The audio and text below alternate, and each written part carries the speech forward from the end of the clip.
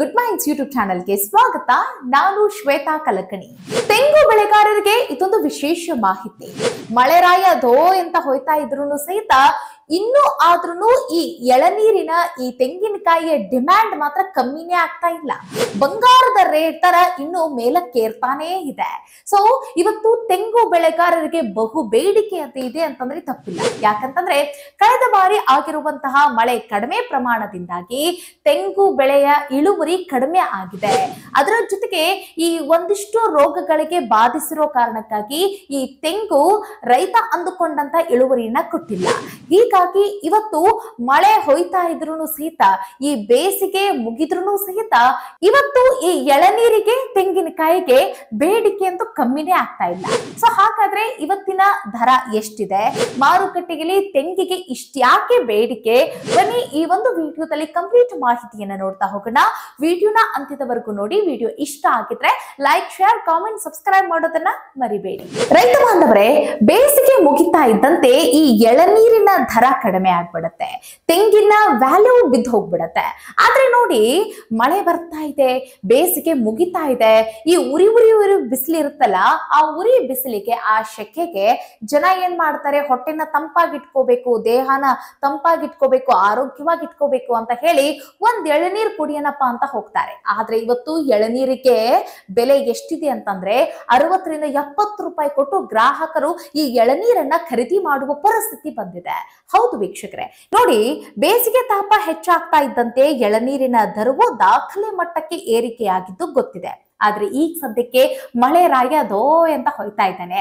ಆದ್ರೂ ಸಹಿತ ಮಾರುಕಟ್ಟೆಯಲ್ಲಿ ಇದಕ್ಕೆ ಇನ್ನಿಲ್ಲದ ವ್ಯಾಲ್ಯೂ, ಇನ್ನಿಲ್ಲದ ಬೇಡಿಕೆ, ಬಂಗಾರದ ಬೆಲೆ ಈ ತೆಂಗುಗೆ, ಈ ಎಳನೀರಿಗೆ ಅಂತಂದ್ರೆ ತಪ್ಪಿಲ್ಲ.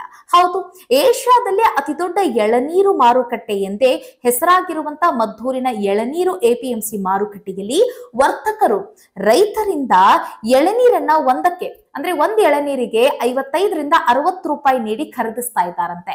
ನೋಡಿ, ವರ್ತಕರು ರೈತರಿಂದ 55 ರಿಂದ 60 ರೂಪಾಯಿ ಕೊಟ್ಟು ಖರೀದಿಸ್ತಾ ಇದ್ದಾರೆ ಅಂತಂದ್ರೆ ಇನ್ನು ಇವರು ಗ್ರಾಹಕರಿಗೆ ಎಷ್ಟು ಕೊಟ್ಟು ಇವರು ಅಂದ್ರೆ ಎಷ್ಟು ಹಣವನ್ನ ಇಸ್ಕೊಂಡು ಮಾರಾಟ ಮಾಡ್ಬೋದು? 60 ರಿಂದ 70 ರೂಪಾಯಿ, 75 ರೂಪಾಯಿ ವರೆಗೂ ಕೂಡ ದಾಖಲೆ ಬೆಲೆಗೆ ಈ ಎಳನೀರು ಮಾರಾಟ ಆಗ್ತಾ ಇದೆ. ಸೊ ಹೀಗಾಗಿ ಇವತ್ತು ಗ್ರಾಹಕರಿಗೆ ಇದೊಂದು ರೀತಿ ಹೊಡೆತ ಅಂತಂದ್ರೂ ಕೂಡ ತಪ್ಪಿಲ್ಲ. ಮಳೆ ಬಿದ್ರೂ ಸಹಿತ, ಮಳೆ ಬೀಳ್ತಾ ಇದ್ರು ಸಹಿತ ಇವತ್ತು ಎಳನೀರಿನ ವ್ಯಾಲ್ಯೂ ಮಾತ್ರ ತಗ್ತಾನೆ ಇಲ್ಲ, ದರ ಕುಸಿತಾನೆ ಇಲ್ಲ.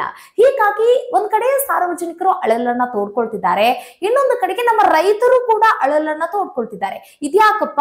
ನೋಡಿ, ಮಳೆ ಬೀಳ್ತಾ ಇದ್ರು ಸಹಿತ ಎಳನೀರಿಗೆ ಡಿಮ್ಯಾಂಡ್ ಇದೆ ಅಂತಂದ್ರೆ ರೈತರ ಕಣ್ಣೀರ್ ಹಾಕ್ಬೇಕು ಅಂತ ಕೇಳಿದ್ರೆ ಯಾಕೆ ಅಂತಂದ್ರೆ ಈ ಬಾರಿ ಇಷ್ಟು ಚೆನ್ನಾಗಿ ಮಳೆ ಆಗ್ತಾ ಇದೆಯಲ್ಲ, ಹೀಗೆ ಕಳೆದ ವರ್ಷ ಆಗಿರ್ಲಿಲ್ಲ.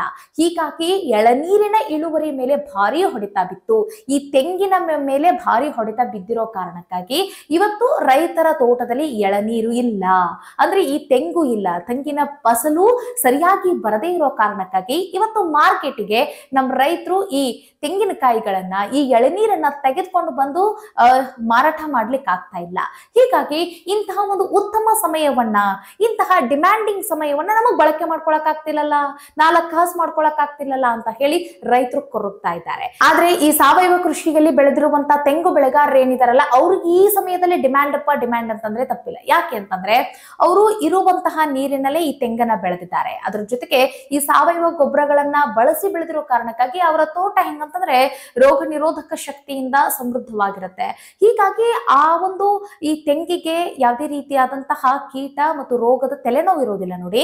ಹೀಗಾಗಿ ಇಳುವರಿ ರೈತ ಅಂದುಕೊಂಡಷ್ಟು ಸಿಕ್ಕಿದೆ. ಸೊ ಹೀಗಾಗಿ ಈ ಸಮಯದ ಫಲಾನುಭವಿ ಯಾರು ಅಂತಂದ್ರೆ ಸಾವಯವ ಕೃಷಿಯಲ್ಲಿ ಬೆಳೆದಿರುವಂತ ತೆಂಗು ಬೆಳೆಗಾರರು ಅಂತಂದ್ರೆ ತಪ್ಪಿಲ್ಲ. ಹೀಗಾಗಿ ಇವತ್ತು ತೆಂಗು ಬೆಳೆಗಾರರಿಗೆ ಡಿಮ್ಯಾಂಡ್ ಇದೆ. ಆದ್ರೆ ಯಾರ ತೋಟದಲ್ಲಿ ತೆಂಗಿಲ್ಲಲ್ಲ ಅವರು ಮಾತ್ರ ಸಮಸ್ಯೆಗೊಳಗಾಗಿದ್ದಾರೆ, ಲಾಭವನ್ನ ಪಡೀಲಿಕ್ಕೆ ಆಗ್ತಾ ಇಲ್ಲ ಅಂತ ಹೇಳ್ಬೋದು. ನೋಡಿ, ಕಳೆದ 2 ವರ್ಷಗಳಿಂದ ಮಳೆಯ ಪ್ರಮಾಣ ಕಡಿಮೆ ಆಗಿರೋದ್ರಿಂದಾಗಿ ತೆಂಗು ಬೆಳೆಗೆ ಈ ಭಾಗದಲ್ಲಿ ಕಪ್ಪು ತಲೆ ಹುಳು ಹಾಗೂ ನುಸಿ ಪೀಡೆ ರೋಗದ ಕಾಟ ಹೆಚ್ಚಾಗಿರೋ ಕಾರಣಕ್ಕಾಗಿ ಎಳನೀರಿನ ಉತ್ಪಾದನೆ ಕಡಿಮೆ ಆಗಿರೋ ಕಾರಣಕ್ಕಾಗಿ ದರ ದಿಢೀರಂತ ಏರಿಕೆ ಆಗ್ಬಿಡ್ತು.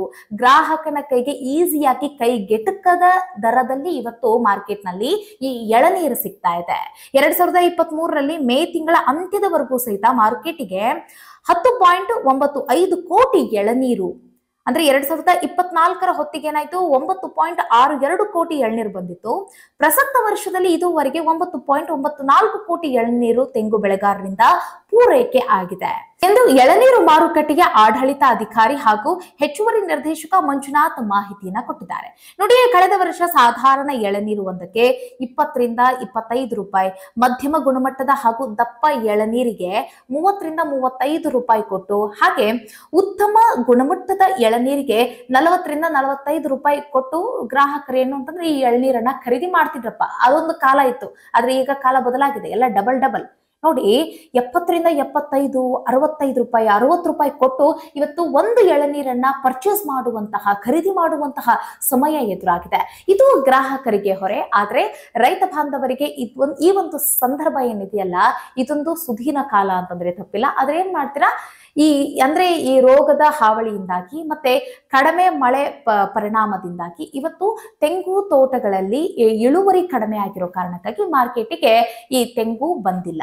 ಅದರಲ್ಲಿ ಇನ್ನೊಂದು ವಿಶೇಷ ವಿಚಾರ ಏನು ಅಂತಂದ್ರೆ, ಈಗ ಸದ್ಯಕ್ಕೆ ಮಳೆ ಬೀಳ್ತಾ ಇದೆ ಕಣ್ರಿ. ಈ ಮಳೆ ಬೀಳುವಂತ ಸಂದರ್ಭದಲ್ಲಿ ಎಂಥದೇ ರೇಟ್ ಇದ್ದು ಬಿಡ್ಲಿ, ಆ ಎಳನೀರಿಗೆ ದಿಢೀರ್ ಅಂತ ಹೇಳಿ ಎಳನೀರಿನ ರೇಟ್ ಕುಸಿತ ಆಗ್ಬಿಡತ್ತೆ. ನೀವು ಕಂಡಿದ್ದೀರಾ.